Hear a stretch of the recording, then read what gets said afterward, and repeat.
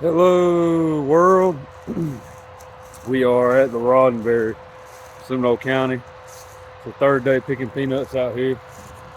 We've gotten most of the field done from from the west, moving back towards the east. Moisture's been coming in about anywhere from 16 to 18 out here, mainly on the 18 side. We got the crew out here. We got 3 pickers running right now. One just lost the bar and it ended up taking out a bunch of fingers inside the picker. That was a beautiful sunset. So I figured I'd turn the camera on, make a little video. I'm driving the semi. I got it parked up here on top of the hill. There, I've been walking these waterways right here, seeing what needs to be done. It looks like a lot of dirt needs to be moved out here to keep this field from washing away. I don't really know when's the last time work's been done. I'm sure they moved some dirt out here, but man, this thing needs some dikes in it bad. I don't know if that's part of the maintenance of the field or not, but I would advise it. Not that I'm an advisor or a professional of anything, just kind of a jack of all trades, but pretty big field. Peanuts are pretty damn heavy out here. They're not that dirty. They're coming in pretty clean, even though there's a lot of dust being thrown out the picker. They're not sticking to the peanuts. If you look down here, you'll see the pops. It's throwing all the pops out, so pickers are set right.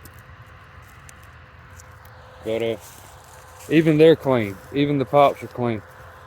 It's knocking all the dirt off as they run through the pickers. I'll take one more second. Look at that sunset right there.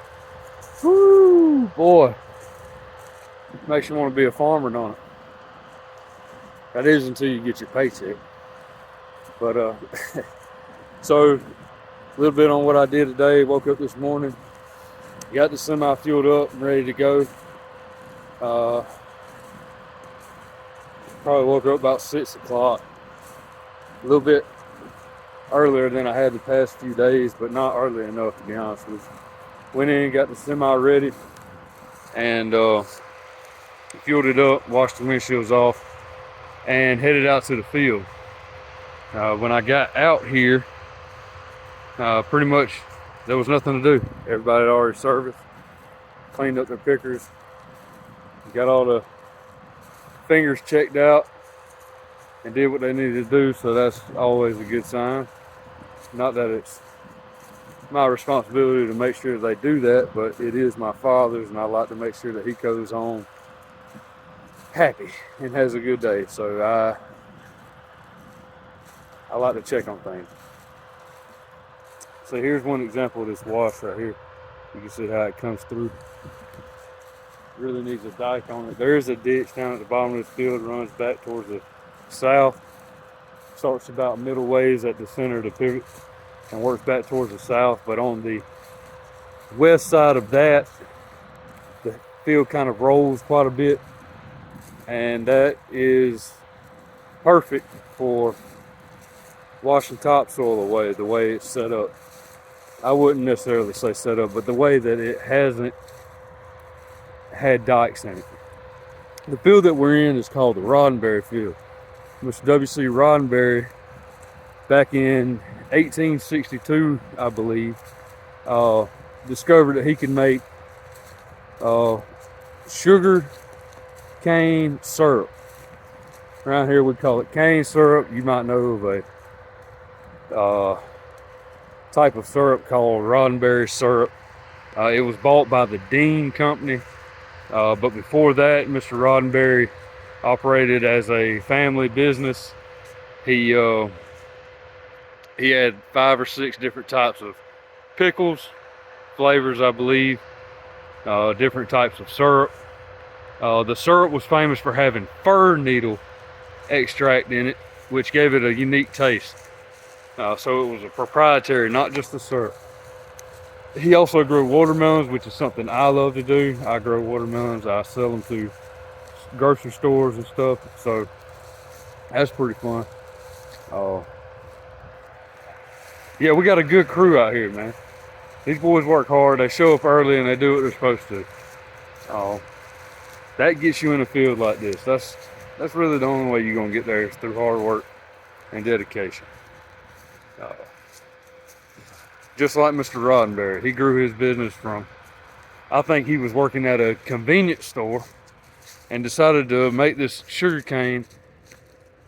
He was working as an employee, decided to make this sugar cane, and then it sold and sold and sold, and he ended up buying 1,000 acres of sugar cane farmland, and pretty much went off from there. So that goes to tell you anything can happen. I think eventually what ended up happening with Mr. Roddenberry's company was that his great-great-granddaughter decided to sell the syrup to the Dean company. I don't really know where they're out of or nothing. I can't remember exactly. So don't take all this literally.